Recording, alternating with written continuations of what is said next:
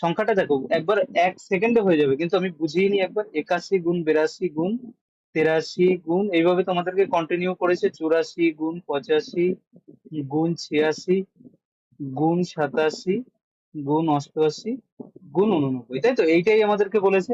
এবার প্রশ্ন হলো এটা কি করে করবো। দেখো এর একক ঘরের সংখ্যা আমাদের কি করে হবে, আমরা কি করে বলবো। দেখো এখানে একটা সংখ্যা যখনই 5 রয়েছে কোনো সংখ্যার মধ্যে, শেষ সংখ্যাটা শূন্য অথবা 5 থাকবে এবং একটি জোড় সংখ্যা। 5 থাকলে দেখবো যে কোনো একটা জোড় সংখ্যা আছে কিনা। এখানে একটা 2 রয়েছে, 4 রয়েছে, এগুলো জোড় সংখ্যা। আর এখানে একটা 5 রয়েছে। 5 আর 2 আমাদের গুণ করলে কত হয়ে যায় বলো তো? 10 হয়ে যায়। যখনই 5 দুগুণী 10 এরকম কোনো সংখ্যা আসবে একক ঘরে, বা একক ঘরে কোনো সংখ্যা যদি এখানে 80 থাকতো, শূন্য এরকম কোনো সংখ্যা থাকবে, তার মানে তুমি যত বড় সংখ্যাই গুণ করতে করতে যাও না কেন, একক ঘরের সংখ্যাটা তোমাদের কত হয়ে যাবে? শূন্য হবেই। কত হবে? শূন্য হবেই। তাহলে অ্যান্সার কোনটা হয়ে যাবে আমাদের? বি যেটা রয়েছে, বি কিন্তু আমাদের অ্যান্সার হয়ে যাবে।